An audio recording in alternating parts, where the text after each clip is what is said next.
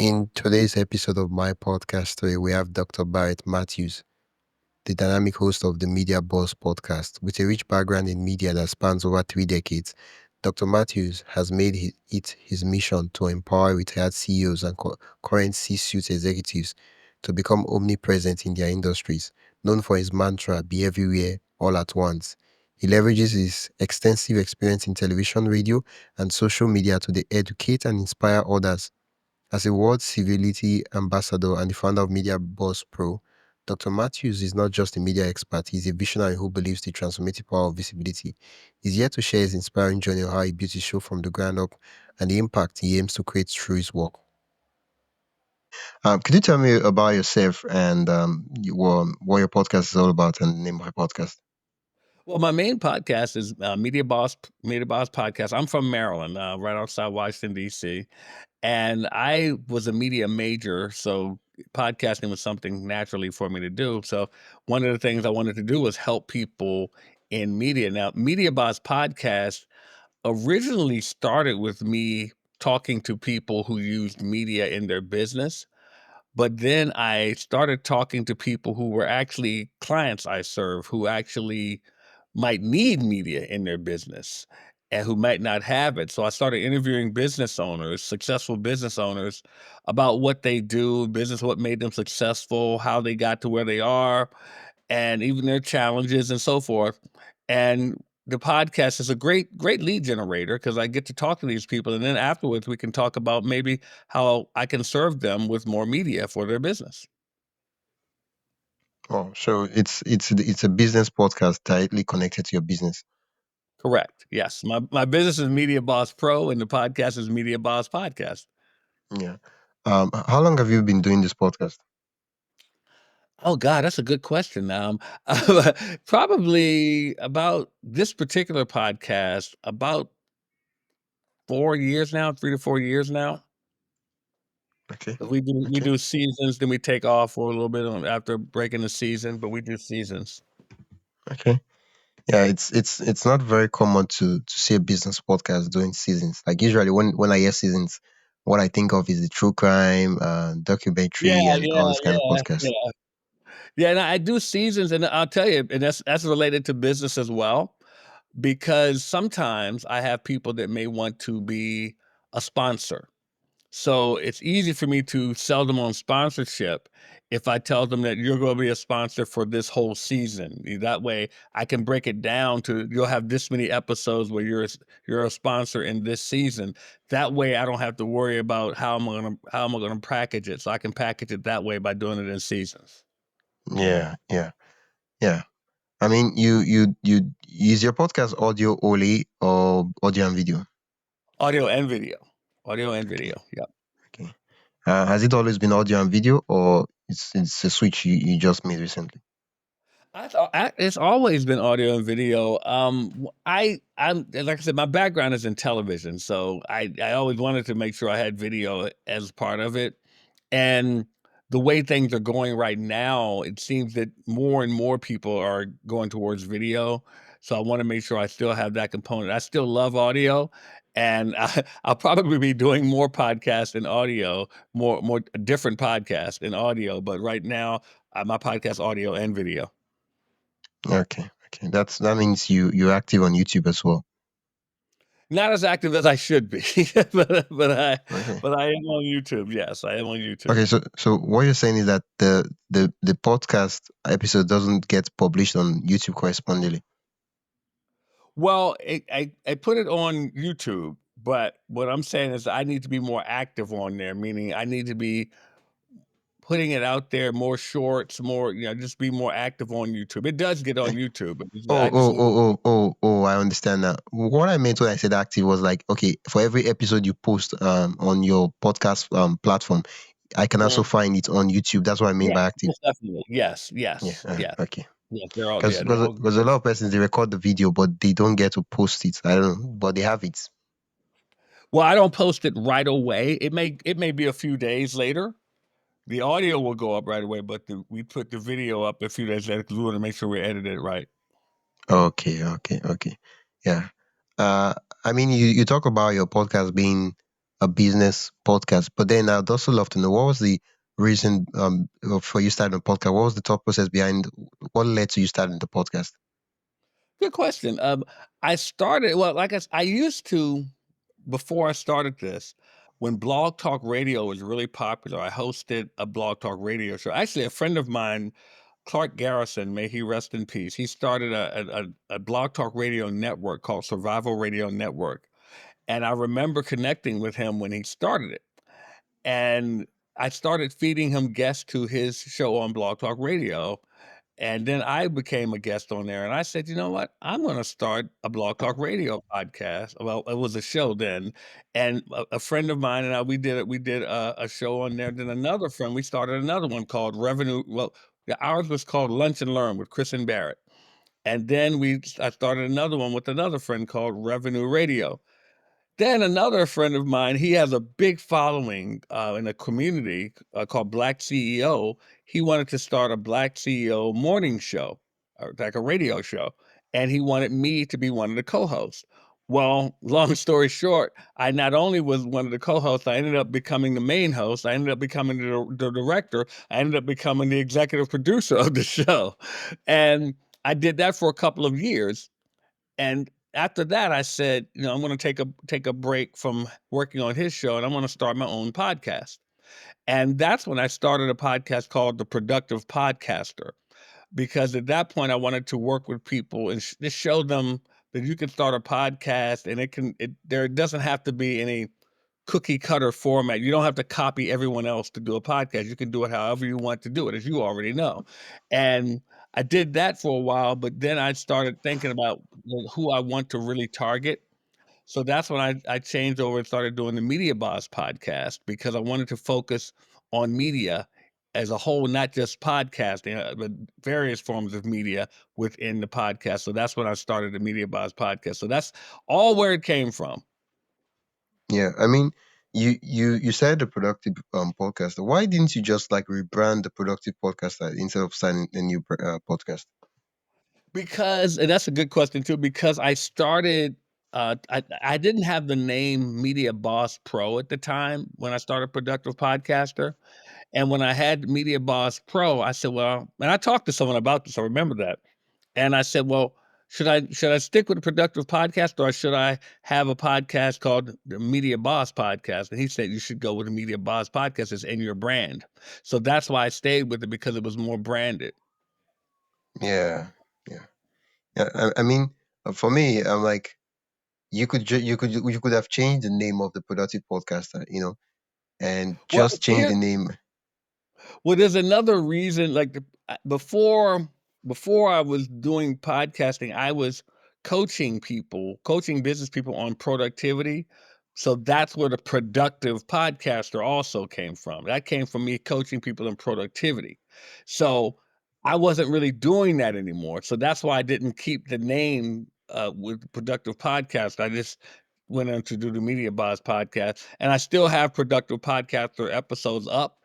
People still listen to some. I still get comments on them sometime, but it was a totally different genre, because I was working in productivity with businesses and not media.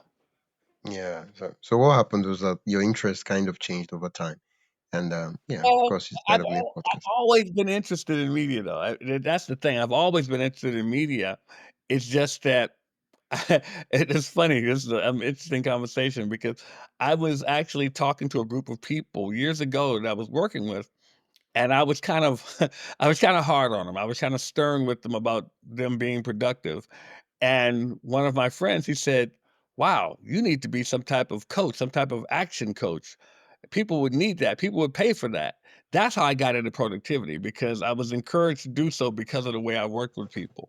And then Yeah, I wrote a book on productivity, and so, it was all leaning in that direction. And so the podcast, the Productive Podcaster, just fit where I was then. But my love was always in media. So when I focused on Media Boss, and keep in mind, Media Boss came about because I realized that people needed media in their businesses, but all they were focusing on was podcasting, and I said, "You could use more than just podcasting in your media." in your business. So I focused them on other things. That's why Media Boss came about, because I said if you can control all of your media, you can become that media boss. Yeah. Yeah, yeah. The funny thing is that when we start something like a podcast, we do have a lot of interest, and sometimes we Yes, don't even know which of the interests we should pick to start a podcast about, and then yes, eventually we realize that, nah, I like productivity, but I prefer to talk about media. Yeah, yeah. and then Exactly. That's exactly what it was, and the thing is, the good thing about podcasting is that I can still leave Productive Podcaster up there and then start yeah, a podcast. So I can still, if people wanna listen to it, they're still there, and that's a great thing to me, that it's still there. It doesn't have to die just because I stop producing more. yeah. Yeah, yeah.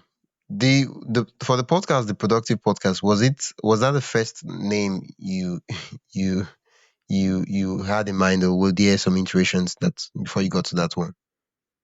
Wisdom, that was so long ago, I can't remember, but but it probably was because I liked the alliteration with the 2 Ps, the productive podcaster. It probably was the first name I came up with.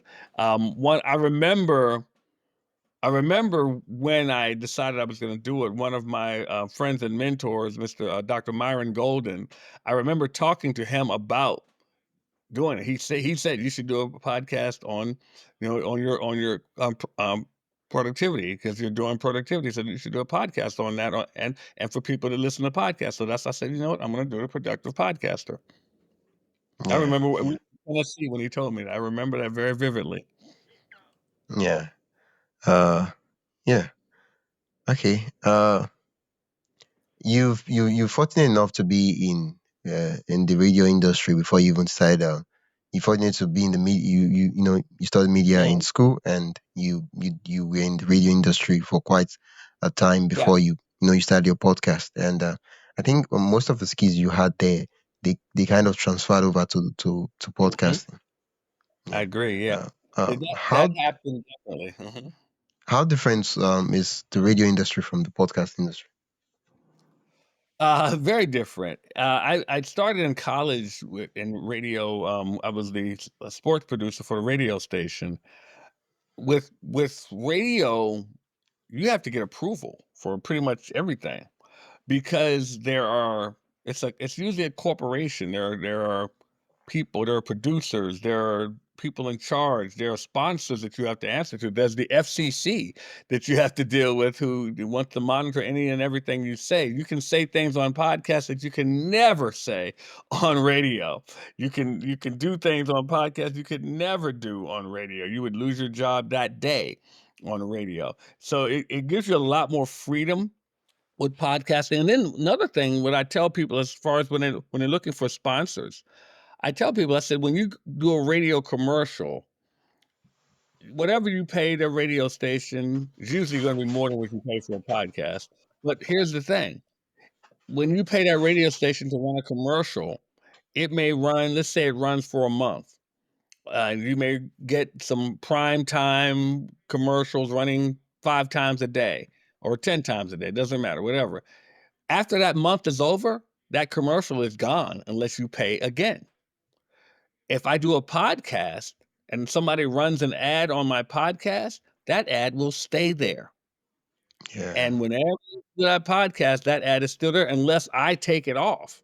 yeah, And usually I leave it on because that's the selling point to them to want to be a sponsor. I tell them, I said, your ad will stay there. And that way it yeah, makes it more valuable real estate for them to get a spot on my podcast. yeah, yeah. Yeah, I mean that's a peculiar benefit. Mhm, What's yeah, it is. I think that's a great advantage. yeah, what's podcasting? I mean, what's podcasting taught you about yourself that's kind of surprised you? Kinda surprised me. It's interesting, when I used to host the Black CEO morning show, I didn't realize how much I knew, and I didn't realize how, and I know this sounds kinda bragging, but I didn't realize how good I was at what I do. And when I say that, I mean that one, I I know how to talk on podcasts. I know how to talk on TV shows. I know how to talk on panels. I know how to talk from the stage. I didn't realize that people don't know that there's a different way you have to talk when you're on those different platforms.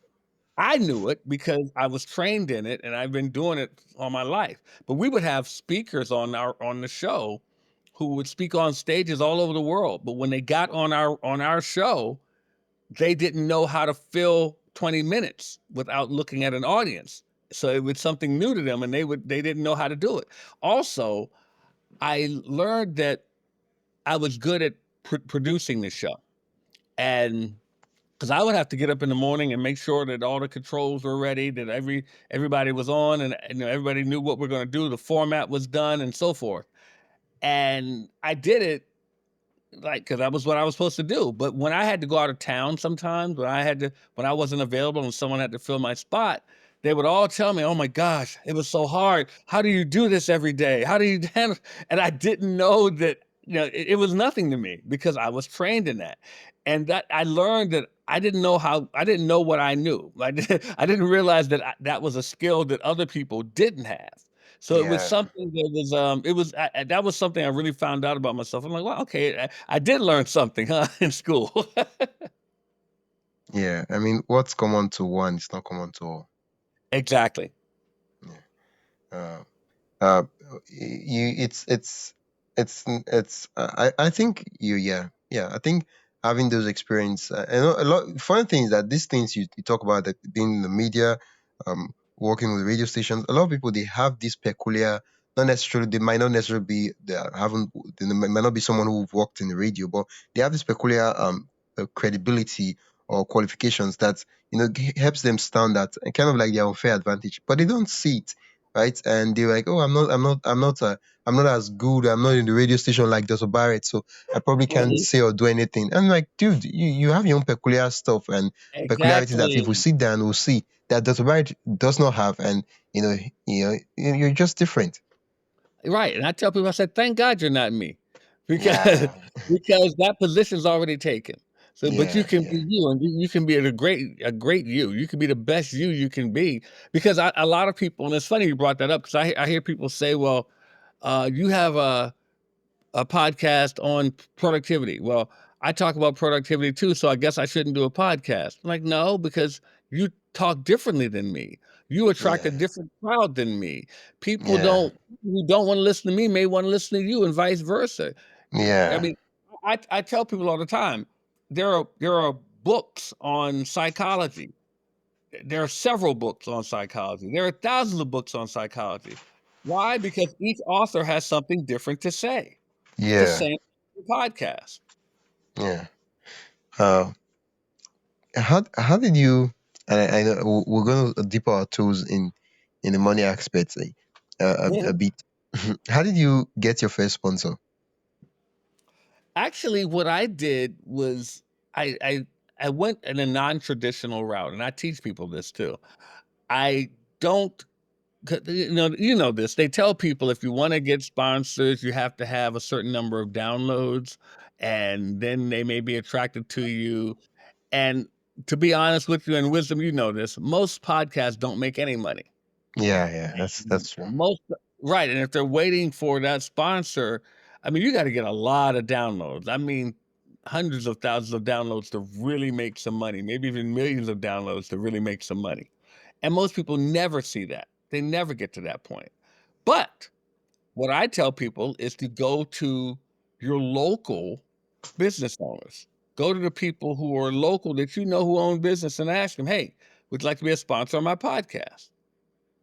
And a lot of times they're willing because they know you're local, you get a chance to actually promote them, they get to be promoted on your podcast, and it probably cost them a lot less than it would if they went to a regular radio station. So they're more than happy to do it that way. And that's how I tell people to get sponsors.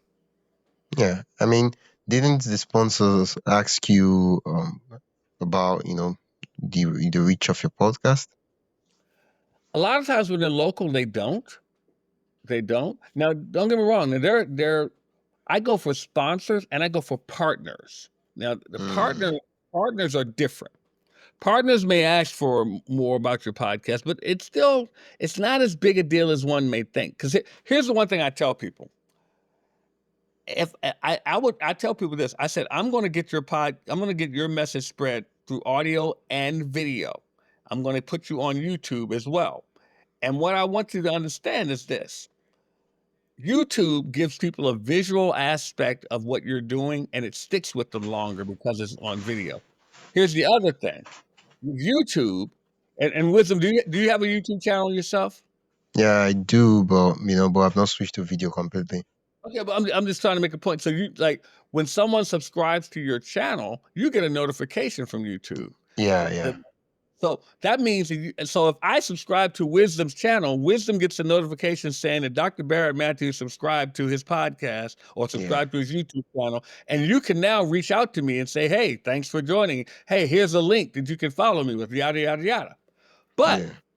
if I subscribe to your audio podcast, do you even know that I did? Nah, nah, nah, nah, nah. You have no idea. So I tell the people who are the partners, I said, look, I would rather have 100 YouTube subscribers than a million downloads on audio because all these sponsors are always talking about audio downloads. And I tell them, I said, I can have a million downloads, but I have no way to get you in touch with any of them. I Yeah, said, you have to hope that your call to action is strong enough to make them want to talk to you. But if I have 100 YouTube subscribers, I know how to reach them. I can reach them yeah, with an ad from you. I can reach them with a gift from you. I know how to reach those people. And that's how I sell them so that they're not so focused on the audio. Now, with a partnership, I tell them, and once again, I tell them, I say, for a season, I'm going to promote your podcast. You're going to have a commercial on my podcast, audio and video for a whole season. I usually do 3 months, so 12 to 13 episodes. I said also, I'm going to mention you throughout the podcast. Also, if I do an event, a business event, I'm going to have put something up there. Put when my name is up there, your name goes up there. If I do a Zoom that's promoting my business, your name goes up there as well as my name. I'm promoting you because my job is to try to help get you a customer or several customers because we're partners. And now this is the big thing though, Wisdom. If they're a partner of mine, now I'm charging them more money than I would a sponsor. mm, So yeah, now it's gonna be a different price because now I'm working for you. yeah, yeah, So it's a yeah. little different there. Yeah, yeah. I like the approach. I mean, it's just a game of interest. Like as much as possible, you want to ask yourself, what do I have that they would want? Not necessarily, oh, they need if you have a million downloads, that's great. You can pitch that, but if you don't have that, there are other things you can offer them that they would And love. that's a great point because I have a partner who actually gave me some podcast equipment. Wow, They wow, they gave me I asked them for money. They gave me some of the money, but the rest they made up in the equipment that they produce. wow. I mean, Said, "Yeah, think I about would the be happy level to up. take that." Yeah, yeah, yeah, yeah. I mean, for those, I know a guy who one of the guy who taught me this concept, he told me, he said he's had people who were sponsors who gave him food because that's what they made. yeah, yeah, yeah, yeah, yeah. Yeah, like I mean, the way you have sponsors for an event, that's where you could have sponsors for a podcast. Like if you have a podcast where you invite guests in person, let's say it's a local podcast where you talk to people that are changing things in the vicinity in the locality, right? You could have a podcast who gets to give you food for you and your guest every time you record an episode. You get, Mhm. and then you just mention them that, hi guys, this is this local restaurant, you guys can go check them out. And every episode you do, they give you refreshment, and they also give you takeaway to give to the guest There when you they're go. leaving. Yeah, There you go. See? that's a partnership. And basically what you do there is you're like, guys, thank you so much for coming on the podcast, and you just mention them, and that's it. Yeah. And there's and that's my whole point in it. There's several ways to do it. It doesn't have to be one particular way. Yeah, And you just have to just think. And of course, you have different things, that you can do to get other people to listen. You can do offers, you can do giveaways and stuff to get people interested in it. You can also monetize it by some people, and you know this, some people charge you to be a guest on their podcast. Yeah, yeah, yeah. I mean, that's what this podcast does. Entrepreneurs on Fire. Yes, yes, EO on Fire. Yeah, yeah. Great Yeah, podcast. and it's crushing it in terms of the revenue numbers. And I I think it makes over. and this is another little side tip. A friend of mine who I still work with, he gave me an idea that I still use. I went to EO on Fire. I listened to some of their podcasts, and I asked some of those guests. I found them on LinkedIn. I found them on social media. Asked them would they be a guest on the Productive Podcaster and on Media Boss Ooh. Podcast. And guess what? Some of them said yes. So I interviewed them. Yeah, yeah, yeah, yeah, yeah, yeah. Wow, wow. I love that. I love that. I love that concept. Like, I mean, first of all, these persons, they're already familiar with the podcasting concept. So it's not like you're Mhm. convincing them to come on the podcast. And the only thing Yeah. that they will get to decide is it worth my time? Do I want to support him and stuff like that? That's Yes. just the Yeah. All they obstacle. can say is no, and it's not personal, you know? Yeah, yeah. I mean, for me, I'm like, I'm okay. Maybe because I have a background in, mathematical and sciences. I'm always thinking, how many no's do I need to get in order to get a yes? Yeah. So it's I not like like that. I it's like it's the more way like you think, though. More people should think. People in sales need to think like that. yeah. And for me, it's like when you're climbing a staircase to get to probably a platform, and you think of those stairs as I'm like, these steps are the nose, and the platform I'm going to is the yes. So I'm like, how many Yeah, stairs do I need to climb? Right. I like that. Yeah.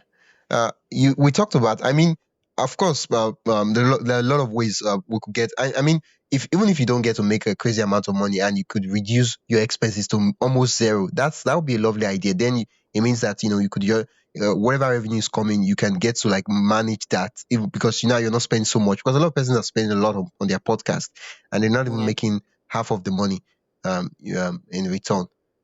Okay. The question I want to ask is, how did you get your first 100 listeners? I know most people say don't focus on the numbers and all that, but it's nice to know that okay, someone is listening to my show, and even if it's not a million, I mean 50 or 100, like it's nice to know. I'm not a numbers person when it comes to podcasts, and I'll tell you why. Because Hey, just a quick break.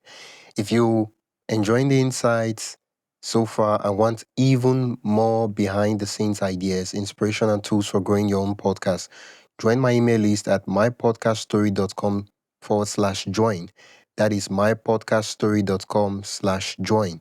You get access to helpful resources, exclusive updates, and the kind of stuff I only share with my email subscribers.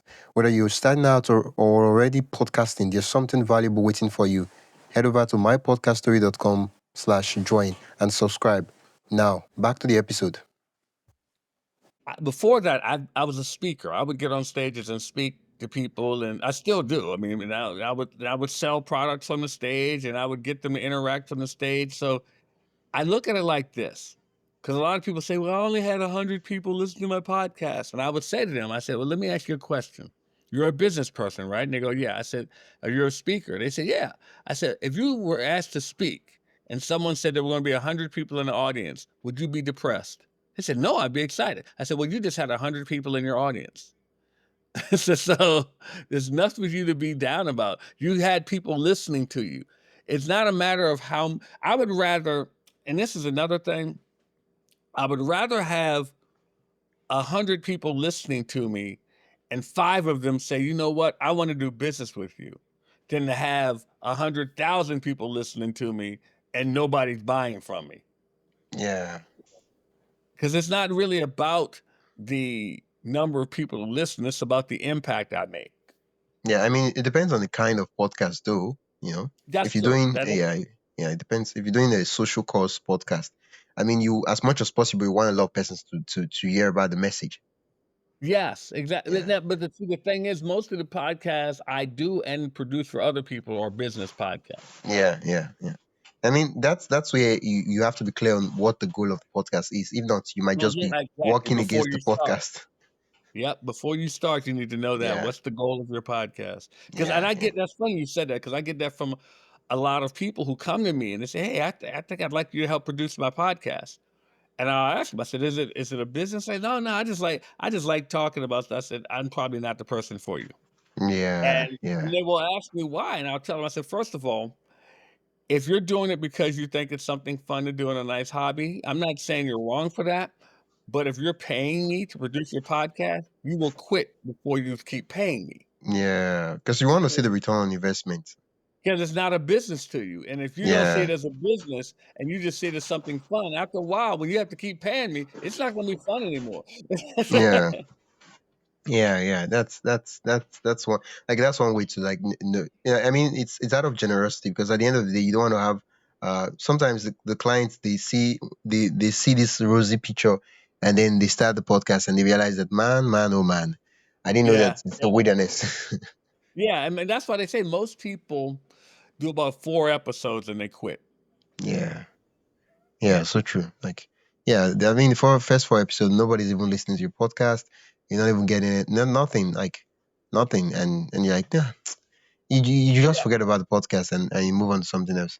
Yeah, because they have these grand ideas in their mind about what's gonna happen once they start. I love it when they think they're gonna just make money because they have a podcast. Yeah, I mean that's the narrative they were sold. To. They heard that Joe Rogan signed $100 million dollars with Spotify, and like, oh yeah, podcast is the thing. I need to Yeah, you're start a right, podcast. right, right. I tell people, I said, "You are not Joe Rogan." So Yeah, yeah, yeah. I mean, even Joe Rogan before he started the podcast, he's been in the industry for a long time. He's been a stand-up yes, Joe comedian. Rogan, He's been a yeah, he wrestler. right. He's been famous for a long time, so and he just went to another level with his podcast, but Yeah, he and had people backing him. he already had a personal brand of people who loved him for a long time Mhm. before he started the Yep, podcast. And yep. you are just someone that nobody even knows about in the internet. And you're like, oh, if I Yeah, start a podcast, people are supposed to listen. I'm like, dude, why nah, it should I doesn't work care? like that. I mean, it's just like I tell people a podcast is just a form of media, just like a book is a form of media. Yeah, And just like we don't know how many millions of books there are out there. But the thing is, every book doesn't make money.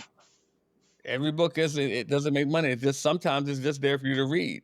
And I've had people even talk to I compare podcasts. Well, some people say to me, "Well, isn't podcasting saturated? Aren't there too many podcasts?" I said, "No, they're not too many podcasts because everybody has a different voice." And I'd say to them, I said, "Are there too many books?" And they go, "Well, no." I said, "Well, podcasting and books are just media. There's no such thing as too many of them. It's just a different voice." yeah, yeah. What was the first piece of fan mail or feedback or message you got from your listeners? For my business or my podcast? Your podcast. Yeah.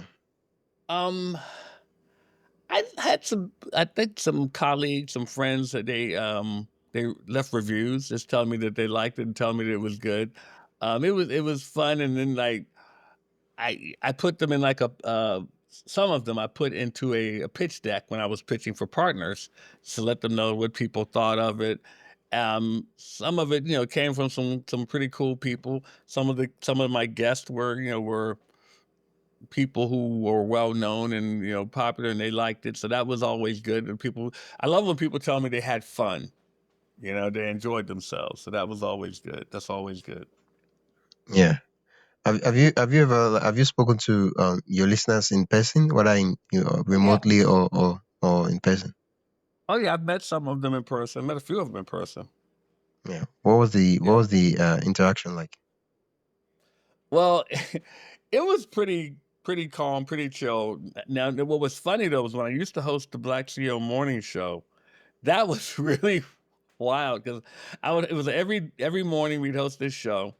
And I remember I had a friend come in town. We were going to this nonprofit gala, and we get to the place, and my name is. I bought my ticket, so my name's at the door. And I go to the lady. I said, "I'm Barrett Matthews." She said, "From the radio show?" And I'm like, "Yeah," because I was so thrown off because no one had ever said that to me before. And Yeah. she's like. So my friend is like, "Oh wow, you're famous." And I'm like, "No, this has never happened before." So then the very next day, she and I go to get something to eat. We went to this place near one of the harbors here. We went to go get something to eat, and we're in the parking lot, and this lady says, "Are you Barrett Matthews?" And I'm like, "Yeah." She said, "From the Black CEO Morning Show?" I was like, "Yeah." She's like, "Oh my god!" I was like, "This has never ever happened to me before." Yeah. That Yeah. was the weirdest thing. It was all in 2 days that happened. And it's never happened again. But Oh, it was just yeah. so fun. Yeah. I mean, if it was TV, it would have been different there because a lot of persons would have seen your face. Right. And yeah, because they see my face just from a social media picture and stuff sometimes. But Yeah. they yeah, that was weird. It was just weird because I didn't expect it. Yeah. I mean, And I it's didn't more know that about. my name meant that much at that time. Yeah. Yeah. Yeah. It's a fun experience to see that people actually get value from what you do, and then it Mhm, just shows when they see you, and it's a nice feeling to have too. mhm. It is. I'm sure you get it sometimes too, because you have a very unique name. Yeah. Yeah, yeah, yeah, yeah. It's unique, but I won't say pretty common, but there are a lot of other persons that have it over here. So yeah, Okay, okay, yeah, okay. yeah. Uh, well, uh, if okay, how do I say this now? You've been doing the Black Money CEO, and I just want to pull out some trades over there. Um, is the show still running? No, it's funny. I was just talking about it to someone today because they were saying they wish the show was still running. I said, "Yeah, well, it wasn't my show. I was just hosting the show and producing it. But the main guy whose idea was he stopped running. He keeps saying all the time, "I'm going to bring it back. I'm going to bring it back." And I'm like, "Yeah, I don't think he's going to do that. He's too busy with other stuff now." Yeah, I mean it's a very nice idea that should be like, how do I put it now? It's one of those ideas that it shouldn't die. It should come back to Yeah, life. it was a lot of work. Because see, it was a daily show. Every morning we Mm, started at 8 a.m. and it was a few of us hosting the show, and it was like one of those morning radio shows. yeah. And so we would always have an interview with somebody in business. So we would have to schedule that we'd have someone scheduling the guest, make sure they were prepared to be on, and then we'd have our co-hosts. We would talk about each of us would have a different segment we would cover throughout the show.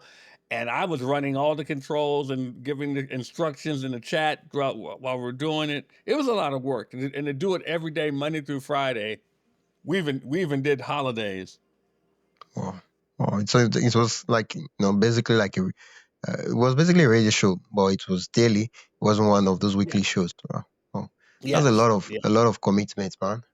Yes, it was a lot of that. And see, the thing is, what I wanted to get him to do, but it's too late now. I wanted him because he still has all the episodes. And I said we should make him into a podcast because I said a lot of people were asking about it after we were done with it. But now it's too old now because a lot of the topics are past the date now, so it wouldn't be worth Yeah. putting on a podcast. Yeah. 'Cause I think we stopped it around before COVID hit. I know it was before COVID hit. So Yeah. I mean, it's a long time now when you mention it. It's going 4 or 5 years. So yeah, yeah. uh huh. Yeah, it's a nice idea. It's just that the format of the podcast is a kind of podcast that it requires a lot of work, and except you really want to do it, it's it's considering the fact that you can't record ahead, so you have to like show up every day, rain or sun, and that's a lot, man. Yeah, yeah, you're right. You're right. It is, and fortunately, I could do it from home because with technology, but still, it was a lot of work. I Yeah. I remember we would start at 8 o'clock, and I didn't get out of bed until 7:40. Wow. Wow. And Wow. I would have people say to me, "Oh my gosh, Barrett, you're so energetic in the morning." I was faking it. I didn't really wake up until like a half hour into the show, I was Yeah. tired. Yeah, yeah. I mean, that's one of the benefits of working from home. You it's one of those privileges you get. Yes, it was Yeah, a privilege. It was a privilege. And see, even like having your own podcast and you can set it around your schedule. yeah, yeah, yeah. And like, I don't really think that time is good for me. No, no, no. You just push it up, and yeah, and you don't Yeah, have to spend 2 hours on commutes, and yeah, right. And a lot of people think that, well, I don't know what time should I do my podcast? What time should I said, people don't listen to your podcast when it just comes out. They listen to it when it's convenient for them. yeah, And I said, yeah, don't worry yeah, about when you put it out. Just be consistent in putting it out, and they'll listen to it when they want to listen to it. yeah, yeah. That's really really true. Yeah. Uh, your podcast Media Bros, right, is directly connected to your business, and Mhm. which means that in this podcast, I would assume that your business is the product or the sponsor in the podcast. Yes, yes, yes. So Okay. I usually am promoting one of my events that I do with my business or a product or service. Yep. Okay. Monetary wise, how does this differ from the productive podcaster, and like how does I would love for you to like expand on on what this looks like.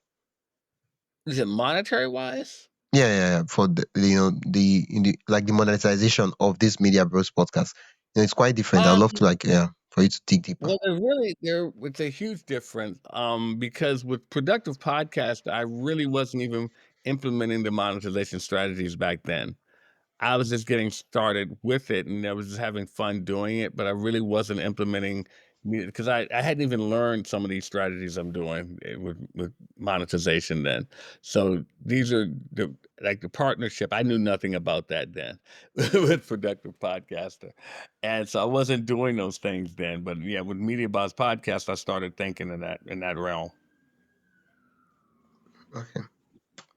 So how do you I guess the question I want to ask is how right now you make for you do Media Bros, and what's the would I don't know if the word to use is funny, but what's the funny like how what is the products, and how how do you what's the offer? I want to like get a sneak peek into you know how the podcast ties directly into your business, and what the business is about and stuff like that. What I do actually, like for instance, one of my partners, I usually promote them.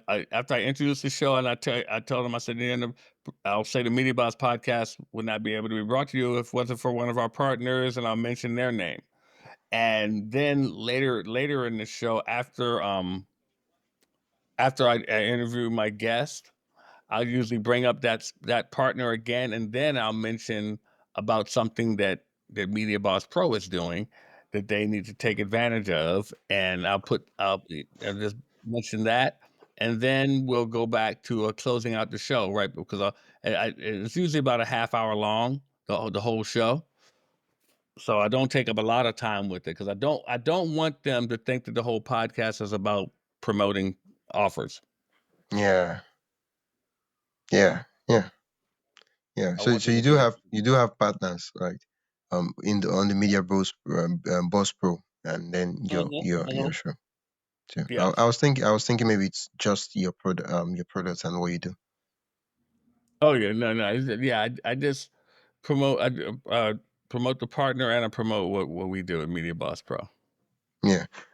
What would you say it's like how do I don't know. I think the question I want to ask is what's the conversion rate, but I want to put it in a different way because I don't know if you might have that number, but I want to say how many of your clients point to your podcast as the the source of knowing you. It's not a lot, I would say, it's not a large number because I sell higher ticket products, so it's not gonna be a large number, but I also do a challenge. And when I do the challenge, I get people from the podcast there because I had people say, "Hey, I'd like to take a part of that challenge." So that's I usually get them in my. I have a 5-day challenge on media, and when I do that, some of them want to do that as well. But as far as my services, my Media Boss Pro services, we don't get a lot of people from that, but we do get some. Wow. Yeah. Yeah, that's yeah. I mean, the funny thing is that sometimes some persons, they listen to the podcast maybe 8 months before they even decide to say okay they want to work with you. Yeah, Sometimes that's a true. year. That's true. That's true, and I don't have a Uh, problem with uh, uh, that. and at this point in time, except maybe you probably like you have this advanced complex data monitoring system. At this point in time, you pretty much can't even tell where these persons are coming from. And Well, now I can, because I can track certain things now as to where these people came from, where they, because we usually use, CRM systems to know, okay, and we can put pixels on certain things to tell, okay, this person came from this source, that one came from that source, and so it's gotten better now over time. okay, okay. I'm kind of curious, right? I'm kind of curious how you put pixels on a podcast and that. Well, you're gonna remain curious because I'm not the person that does it, so Oh, yeah, because I know you can put Facebook pixels on on your website, like you could put it where you can control the code. But for podcast, I don't well, it's I not no, I don't put it on the podcast. It's just I yeah. when if they respond to something and they go to a link or something, then I can track where it came from. And maybe you could create a special link for podcast listeners. That way, Yeah, you know there you that those persons that went to the link, they could only have found the link by listening to the podcast. go. Exactly. Okay, okay, it makes sense now. It makes sense because now I was like, I know a lot of podcasts they don't give that much granular control with the code and all those things. They just allow you to host your stuff and that's it. Yeah, yeah, if I knew that, then I could definitely go to those sponsors then. Yeah, yeah, yeah. I like the way recently I just had an episode with someone who he has a business podcast too, and I think it's the real estate podcast where he teaches people how to buy their first home. And yeah, it's the fact that because of it's a business podcast, it's niched and it gets to help a lot of persons. Now you have your media boss pro, and basically, if I understand correctly, and you can correct me if I'm wrong. Yeah, your podcast helps people to build their media presence and, in your own words, be their own media boss. Yeah, if you basically what I believe is this: one, you should not just focus on having yourself on one media platform. So you should Okay. have various platforms, but you should also control your own media. A lot of people, as you know, a lot of people are waiting for wisdom to contact them and say, "Hey, would you want to be on my podcast?" And I say, "Stop waiting on wisdom. Why don't you create your own podcast?" So, my whole thing is that when you can control your media, you become a media boss. A lot of people think, well, you're the media boss, Barrett. I'm like, no, it's not about me. It's about you. I I look at it like Oprah Winfrey. Oprah used to be a media personality. Oprah is now Yeah. a media boss. Now she Yeah. controls, and that's the difference. Yeah, yeah. When you mentioned having a guest, someone being a podcast guest instead of having their own show or their own platform that they completely control, it just reminded me of I think there's something I saw. I noticed it, and is I don't know if you know of Alex Omozi. Yeah, yeah, but yeah, most definitely. Yeah, what he does, I know this might be possible because he's a high profile guest and stuff like that. But one of the things Hmm. is that if you're booking him on the podcast, one of the things you have to agree on is that he has the rights to the content itself. So he can basically take the recording of the podcast and then repurpose it and split it on his channel and post it. Because I've noticed that I see clips where he's talking, but he's not on his show, and you could see on the microphone they write the name of the podcast and stuff like that. And I was like, oh, so this is what he's doing. So he's basically creating content while he's on other people's show too. Yeah, I got to meet him once. Yeah, yeah, and I mean a lot of podcasters they would agree. They don't really have a problem with that. Look, I look at it like this: if Alex Hormozy is giving me more exposure, I'm going to take it. Yeah, yeah, yeah, yeah. I mean, if you have an episode on YouTube, I'm just saying that, and you like, you just put his name, like it's gonna get a lot of views, like. Yeah, Yeah, exactly. yeah, yeah, yeah. I mean, there are a lot of ways to look at it, and yeah, and Sometimes you have to take your ego out of it and yeah, realize this man is gonna help me just by his presence. I'll yeah, take it. yeah, yeah, yeah. I don't need that Honestly, much. I don't care if I'm not even in the shot. If it's just his face, but my name, my podcast on the bottom, I'll take it. Yeah, yeah, and I just can imagine from the ton of value I've gotten from his content that having a conversation with him would be incredibly Sure. exciting, expressional, and a lot of those words combined. Because like the guy I was telling you about, the partner I had who gave me the media equipment, he Yeah. created that equipment because Alex Hormozy told him to create it. Wow. Yeah, so Wait. Could you expand on that a bit? Uh, okay, it's called the GoBox Studio. If you get a chance, okay. just look up goboxstudio.com. And he told me that the guy who created it, I know him, and he said Alex Hormozy told him to create that, Wow. and he Wow. created it, and he sells it now.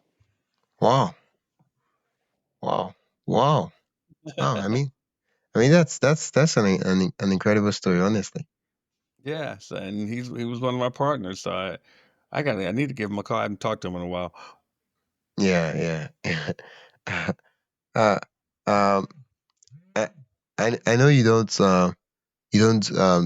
do numbers right now, but one of the questions I ask my guest is I just a lot of persons have painted this picture of, oh, you have to have 1 million downloads, and I get it, right? It's coming from a lot of the mainstream. Not, I don't want to use the word mainstream. It's coming from a lot of the entertainment comedy podcast, and I just want people to know what other kinds of podcasters are actually getting in terms of numbers. And I know numbers is not exactly one of those things you should be obsessed over, but we do care Mhm. about it. So we're not just going to sit and say, I mean, I don't know if you care about it, but I like to look at the numbers and see that, okay, I'm reaching more persons. And it's not like I'm like, oh, it's not like I feel bad for having small numbers, but I'm like, okay, it would be nice if I reach a lot of persons. But even though I Yeah. don't reach a lot of persons, I still know that I'm reaching persons, and that's okay. So I just want to ask you, what's like the download numbers like right now? Um, I don't know. I would have to say we definitely, we have over 40,000, probably close to 50,000 downloads for the podcast. But the bottom line is that, like I said, my podcast has a different purpose. So Yeah. what I'm saying is that I'm interviewing people so that I can turn that into a client. I'm not Yeah. concerned about what the numbers do so much. I'm more concerned about, can I talk to this person about becoming a client? And it's something that you said a while ago. You have to define what your purpose is when you're doing your podcast. So Yeah. that because of that, the numbers don't mean as much to me as they would for someone else. Yeah. I mean, the funny thing is that podcast is one of those things. I mean, I see podcasting like, you know, it has so many purposes. You could use it for basically anything you want to use it for, and it Yeah, depends yeah. on what you want to do. And see, my podcast, I want to, once I get done with it, I'm sending the copy to the person I interview because I want them to have it so they can use it for more exposure. But for me, I want to talk to them about how we could possibly work together. And even if Yeah. we can't, I've made a new friend. Yeah. Yeah, like that's an interesting perspective to see. I mean, the other podcast that helps people to practice their skills, the other podcast that helps people to advocate for a cause, the other like basically there's so many things your podcast could do, and it would be wrong for you to try to compare yourself. If I started a podcast that I did advocacy, it would be wrong for me to try to copy or do this kind of stuff that you do, because at the end of the day, I'm not going to the place you're going to, so it would just be a waste of time. Yeah, you're right. You're absolutely right. Yeah, You're absolutely right. yeah. I like the concept of I mean, podcasting. I recently I think the conversation I had with the guest was podcasting is a way to like build relationship. Like, I mean, what other ways would you just call someone and say, "I'd love to talk to you"? Like, I mean, Yeah. it sounds weird. Like, but then you're like, "Oh, And I'd there's, love to have you there's on my so many podcast." There's so many things you can do with it. Like I'm actually getting ready to start using AI in podcasting, and so it's just so many things you can do with it, and it's a fantastic medium. Yeah, and I'm happy, and I feel privileged to be using this medium. Yeah. Uh, Mhm. Yeah, thank you so much for sharing your story and a I lot. appreciate you having me. You know, me and you are real good. I love Yeah. talking to you. Yeah. What would you, if you had to say, give three advice or tips to to podcasters, whether beginners or intermediate or probably advanced, what would you all you tell them? Well, I tell one thing is to stop procrastinating, get started on it. So many people talk about doing a podcast for so long and they don't do anything because they're thinking they have to be perfect. So just start. Just start. It's easy to just start. All you have to do is talk. And so that's the first thing. The second thing is stop comparing yourself to other people. You are you. Your podcast is your podcast. Your numbers are your numbers. Your listeners are your listener. Your audience is your audience. It's all about you. Stop worrying about other people. And the third thing I would say is have fun. If you don't have fun with it, it becomes work. And when it becomes work, you're going to stop doing it. Make sure you're always having fun with it. So that's my advice to people. Yeah, thank you so much for that. Where can listeners what I know I'd love for you to like mention your podcast and where listeners can connect and learn more about you. I have at least three or four podcasts they can listen to. Of course, Media Boss Podcast. That's the first one. Media Boss Podcast. They can find that. It's on all the platforms for podcasts. Then I have the Productive Podcaster. You heard me mention that, the Productive Podcaster. There's another one I have called The World We Share. The World We Share I do with my good friend Dr. Natalie Forrest. And another one, 90210 Podcast. 90210 Podcast. I also do that with Natalie Forrest and a couple of other great people as well. So you can listen to all four of those podcasts. And I have another one coming out soon called Destination World. It's a travel podcast. You're going to love that one as well. That'll be coming out as well. So if anyone's looking to have podcast production done, mediabosspro.com, mediabosspro.com. It's great. And you can reach me on LinkedIn as well. Oh. Once again, thank you so much, Dr. Barrett, for coming on the Thank podcast. you, And Wisdom. You know, I yeah, love talking to you, buddy. yeah, Appreciate you. yeah. I mean, Thank you. that's it for today's episode of my podcast story. I am Wisdom Okonkwo, and I hope this conversation sparked new ideas and gave you a deeper look into the heart of podcasting. If you've loved this episode, consider supporting the show by buying me a coffee at buymeacoffee.com/wisdomhq. Every bit helps keep the stories going. And hey, don't forget to follow, rate, and share this podcast with another podcaster or creator who would find it helpful. Thanks again for listening, and I'll catch you in the next episode.